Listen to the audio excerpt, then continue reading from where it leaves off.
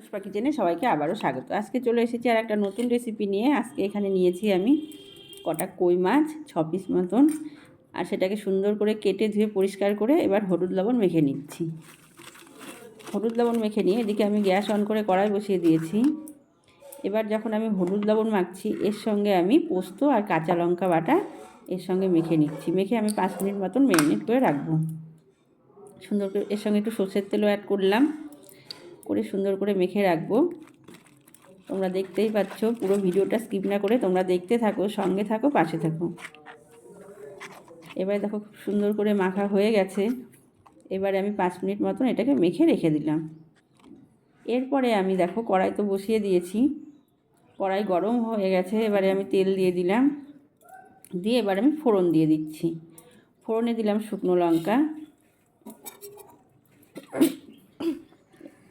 এবারে আমি দিয়ে দিচ্ছি দেখো একটু পাঁচফোড়ন।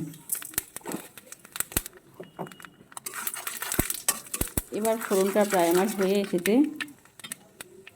এবারে আমি মাছটা যে ম্যারিনেট করে রেখেছিলাম, সেই মাছটা আমি কড়াইয়ে দিয়ে দেবো আস্তে আস্তে।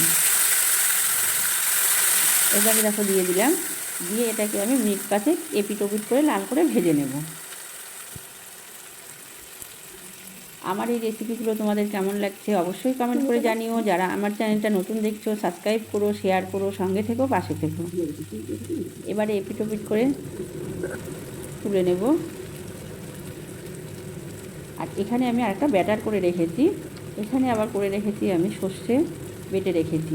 ওখানে তো আমি পোস্ত কাঁচা লঙ্কা দিয়ে ম্যারিনেট করে রেখেছিলাম। এবারে দেখো এই যে সর্ষে বেটে রেখেছি। এবারে মাছটা আমার এপিট ওপিট হয়ে গেছে।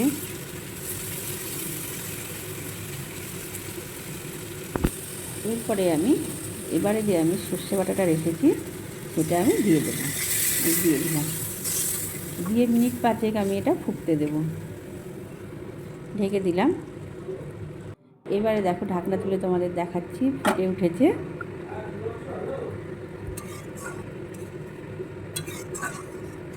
এবারে আমি উপর থেকে দিয়ে দেবো কিছুটা ধনে পাতা কুচি আর কাঁচা লঙ্কা চিরা। এবারে দেখো দিয়ে দিলাম ধনে পাতা কুচি, কাঁচা লঙ্কা চিড়ে রেখেছি সেটাও দিয়ে দেব। দিয়ে দিলাম, দিয়ে আবারও আমি ঢেকে দেব।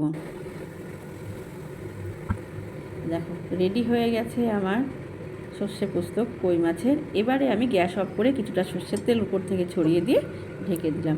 ঠিক পরিবেশনের আগে ঢাকনা খুলে তোমাদেরকে দেখাচ্ছি। দেখো রেডি হয়ে গেছে আমার সর্ষে পোস্ত।